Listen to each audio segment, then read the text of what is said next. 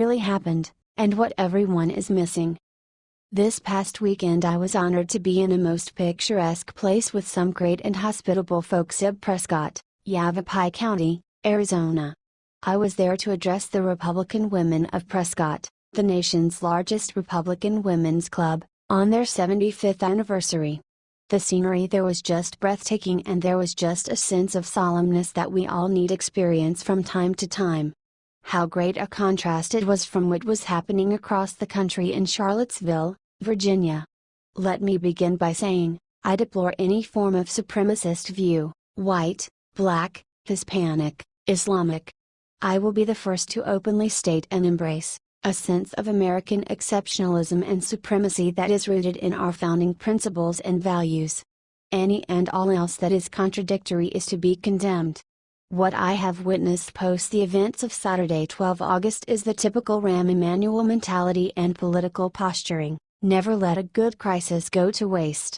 Therefore, I seek to assess what really happened in Charlottesville, Virginia. First, may God rest the soul of 32-year-old Heather Heyer, who tragically lost her life.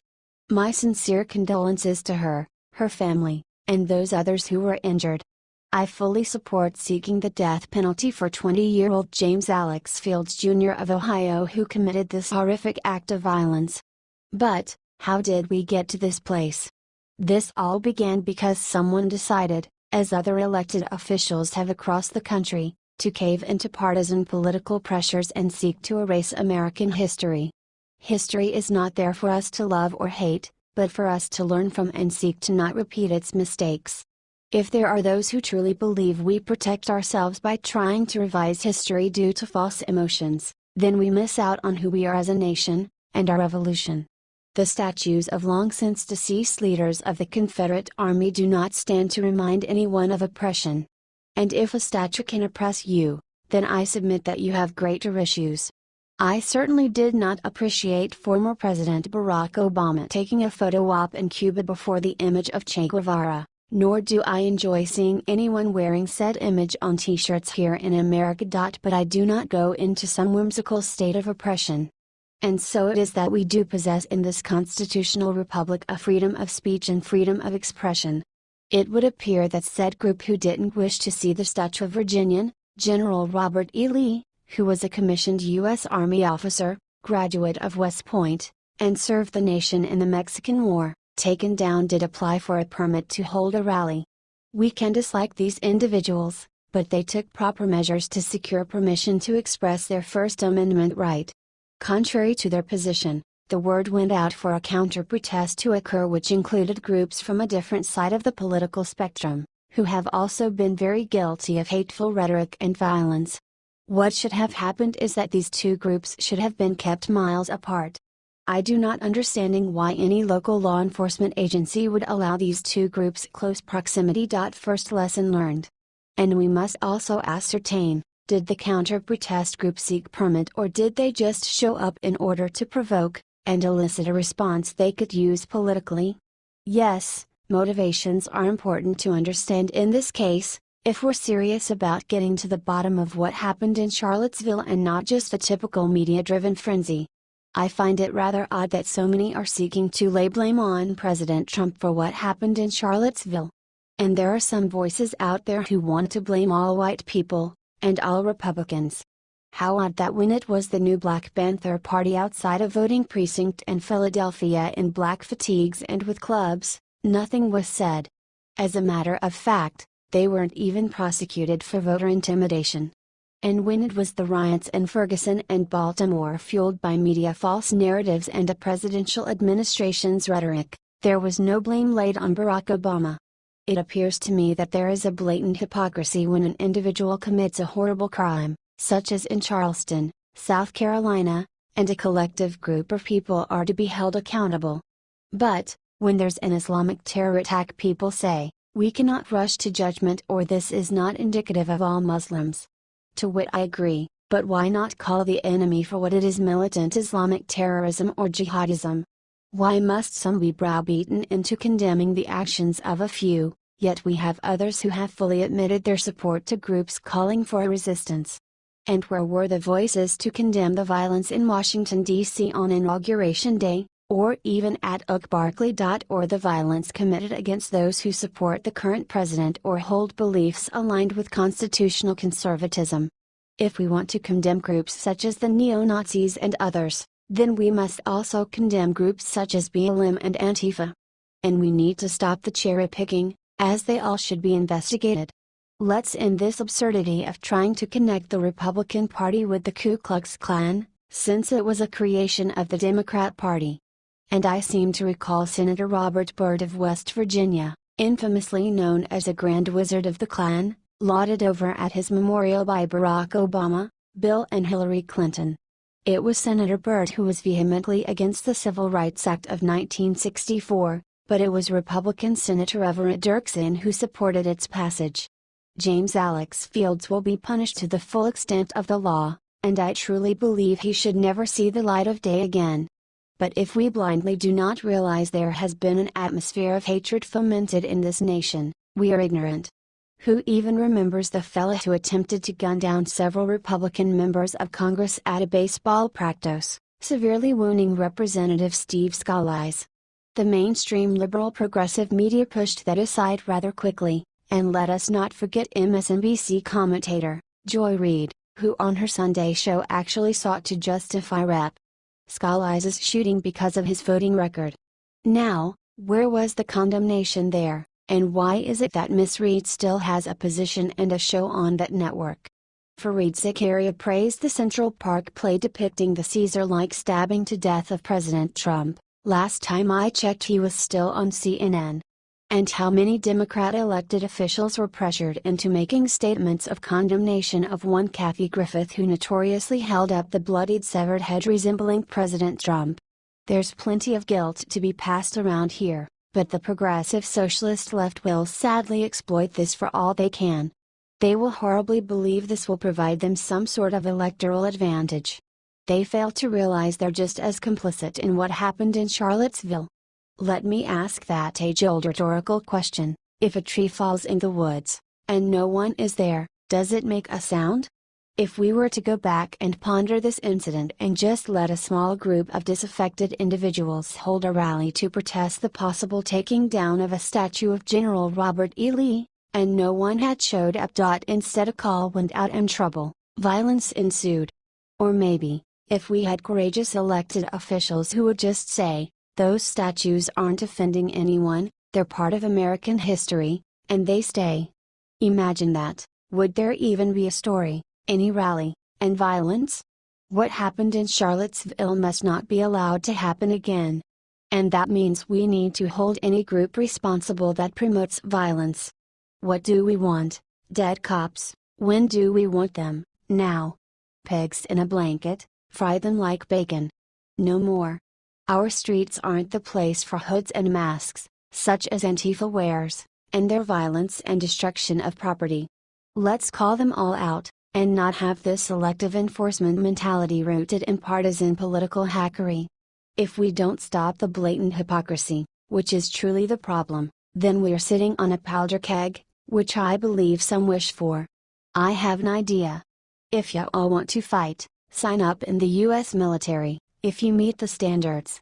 There are plenty of folks who do indeed hate the United States. Channel your angst against them. Not each other.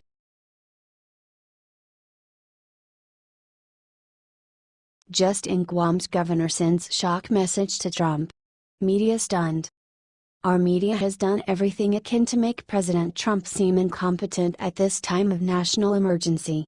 Despite the fact that many of our top military figures have confidence in Trump's ability to handle the North Korea situation, we see the usual message spun in the mainstream news media outlets. To the media's surprise, however, Guam's governor made a shocking statement. Independent Journal Review reported that Governor Eddie Bozicalvo stated to President Trump, as the governor of Guam representing the people of Guam and as an American citizen, I have never felt more safe or confident than with you at the helm. So, with all the criticism going on over there from a guy that's being targeted, we need a president like you. So I'm just so thankful. I'm glad you're holding the helm, sir. As Guam stands at the forefront of a possible North Korean attack, citizens of the small island territory have reason enough to be concerned for their lives. However, Guam Governor Eddie Calvo was reassured by President Trump, who said, "We are with you 1000%.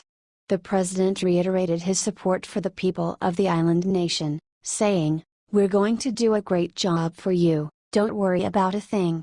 They should have had me in years ago. That was the time. And frankly, you could have said that for the last 3 presidents. All over the world, they're talking about Guam. Tourism is going to go up, like, tenfold. It just looks like a beautiful place," Trump said to the governor, a reassuring suggestion that Guam will stay unscathed in the coming months. Among the justifiable concerns of the American people, Trump remains confident that North Korea won't follow through with action on their provocations, and suggested on Thursday that the country would face an attack the likes of which nobody's seen before. What will happen to North Korea? "He's not going to go around threatening Guam," Trump told the press about Kim Jong-un's posturing. "And he's not going to threaten the United States. And he's not going to threaten Japan. And he's not going to threaten South Korea."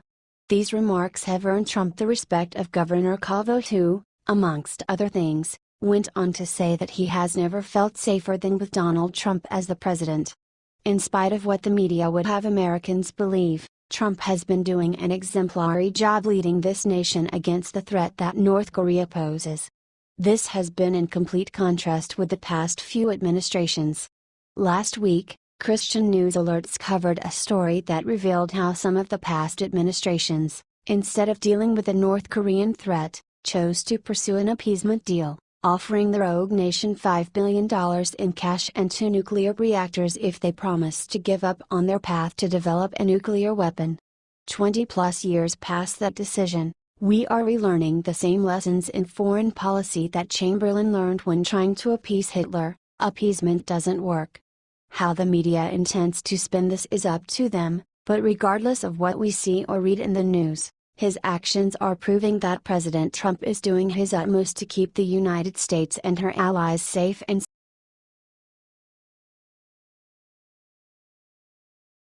Look what scientists just found under Antarctica. Global warming alarmists go berserk. Jumping to conclusions is a favorite pastime of those that subscribe to the liberal narrative. The never-ending outrage over the effects of climate change is a perfect example of that. If we flash back to President Donald Trump's decision to exit the Paris Climate Change Accord for a moment, the reaction from the left was nothing short of mind-blowing. Outrageous claims were being dished out all over the place, and the general implication was that the sky was going to fall any second. The reasoning for that? Trump exited a non-binding agreement. That agreement does nothing to curb the activities of the world's 2 largest polluters. It's mainly a symbolic gesture that doesn't do a whole lot for the interest of the United States, but we're supposed to believe that the world is going to explode because Trump didn't want to play anymore. That's just one example of the climate change hysteria being kicked into overdrive in spite of the lack of facts to support the overall argument. As with most viewpoints from the left, those that don't see things from that perspective are shunned and dismissed. Despite that, additional evidence continues to pop up that suggests there's really not that much to be getting all worked up about. As The Guardian points out, here's some fascinating new details about what's really going on down in Antarctica. Scientists have uncovered the largest volcanic region on Earth, 2 kilometers below the surface of the vast ice sheet that covers West Antarctica. The project, by Edinburgh University researchers, has revealed almost 100 volcanoes, with the highest as tall as the Eiger, which stands at almost 4,000 meters in Switzerland. Geologists say this huge region is likely to dwarf that of East Africa's volcanic ridge, currently rated the densest concentration of volcanoes in the world. Wait a second. That's where all that ice is melting, which is sure to portend the doom of us all. You don't suppose that the volcanic activity has contributed to the ice melting, do you? Common sense would suggest so. And the activity of this range could have worrying consequences, they have warned. If one of these volcanoes were to erupt, it could further destabilize West Antarctica's ice sheets, said glacier expert Robert Bingham, one of the paper's authors. Anything that causes the melting of ice, which an eruption certainly would, is likely to speed up the flow of ice into the sea. The big question is, how active are these volcanoes? That is something we need to determine as quickly as possible. Sounds like Bingham and Company have their hands full with their new findings. We won't hold our breath waiting for the climate change crowd to consider that there may be some factors at play beneath the Earth's surface that they're not considering. Here's climate change in a nutshell. Our planet is more than 4 billion years old. As with everything else, changes are afoot as it advances in age. These changes will continue to happen no matter how much people jump up and down and play the blame game about what's causing it. We can't stop Father Time, but it would be lovely to not have to waste so many of our precious seconds listening to faux hysteria. What do you think about this? Comment below.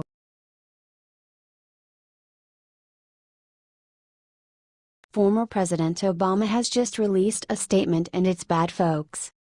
There are few things that are as obvious as the hate that Barack Obama has for the United States. Not once in his 8 years in office did he seem genuine. The man has always come across as very hateful and obviously holds a grudge against Americans. Former President Obama wants to take down President Donald Trump.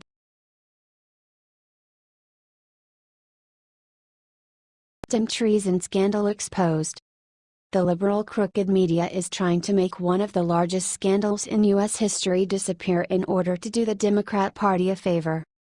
The Daily Caller reports that ex-Democrat National Committee Chair, Debbie Wasser-Schultz, DFL, should be facing serious consequences as her IT employee was busted. He was caught wiring $300,000 in ill-gotten gains to Pakistan, his native country, prior to trying to leave America. Usually, a scandal this big will be largely covered by the media. But, as this one harms the Democrats, the mainstream media would simply not report on it. The media decided to rather report on our president's posts on Twitter and the people he changed in the House. They obviously attempt to cover for the man behind the curtain. When the press does comment on the major scandal, they reliably downplay the close relationship between Democrats and the Pakistani fraudsters. Imran Awan from Pakistan, an ex-IT staffer for Wasserman Schultz as well as for other Democrats, was arrested near the end of the last month trying to flee the USA and get back in Pakistan. FBI has run an investigation against him for several months regarding possible bank and mortgage fraud. His wife succeeded in fleeing America with Wasserman Schultz helping her, only her several weeks before Awan was caught. This February, Capitol Police prohibited Imran from accessing the WH computers. They have been suspecting that he had been leaking sensible data to an unknown source.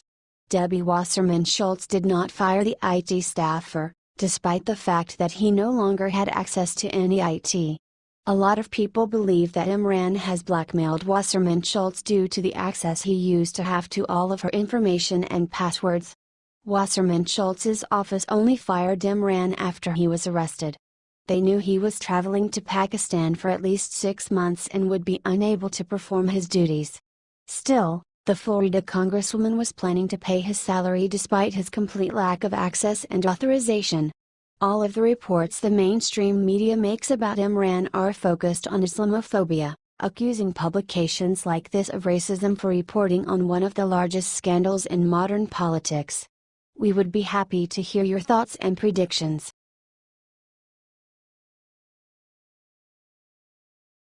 New leak proves McMaster is quietly giving Susan Rice unfettered access to classified info.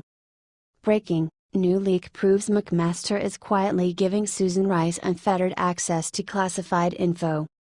August 3, 2017. The Political Tribune 10 National Security Advisor H.R. McMaster, who could soon find himself replaced and heading to Afghanistan, allowed former NSA head Susan Rice to keep her security clearance. Why is this a big deal? This information comes just 1 month after it was learned that Rice was responsible for unmasking several Trump associates. Here's the letter McMaster sent to Rice, which allows her to continue receiving classified documents. From Circa, almost 1 month after it was disclosed that former President Obama's National Security Advisor Susan Rice was unmasking members of President Trump's team and other Americans. Trump's own National Security Advisor, H.R. McMaster, sent an official letter giving her unfettered and continuing access to classified information and waiving her need-to-know requirement on anything she viewed or received during her tenure, Circle has confirmed. The undated and unclassified letter from McMaster was sent in the mail to Rice's home during the last week of April. Trump was not aware of the letter or McMaster's decision, according to 2 senior West Wing officials and an intelligence official, who spoke to Circa on condition that they not be named. I hereby waive the requirement that you must have a need-to-know to access any classified information contained in items you originated, reviewed, signed or received while serving as National Security Advisor, the letter said. The letter also states that the NSC will continue to work with you to ensure the appropriate security clearance documentation remains on file to allow you access to classified information. Circa revealed in March that during President Obama's tenure, top aides, including Rice, former CIA Director John Brennan and former Attorney General Loretta Lynch, routinely reviewed intelligence reports received from the National Security Agency's incidental intercepts of Americans abroad. They were doing so by taking advantage of rules Obama relaxed starting in 2011 to help the government better fight terrorism, espionage by foreign enemies and hacking threats, according to documents obtained by Circa. Fox News' Sean Hannity weighed in.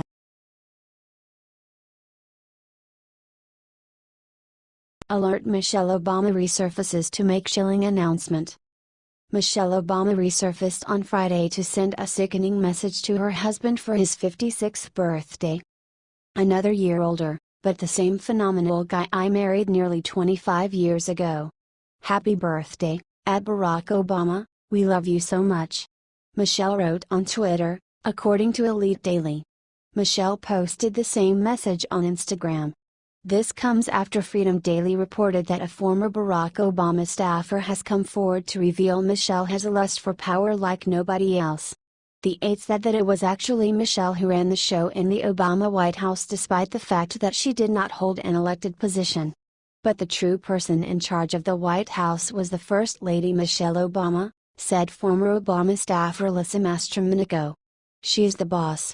She went on to talk about how bitter Michelle could be, and explained that she could really hold a grudge. If he was mad at you for any reason, you'd be, like, okay. If she was mad at you. If you thought for some reason she might be, you were, like, I'm in so much trouble, Mastromenico recounted. This is not the image Michelle has tried to make for herself in the public eye. Share this story so we can expose Michelle Obama. H.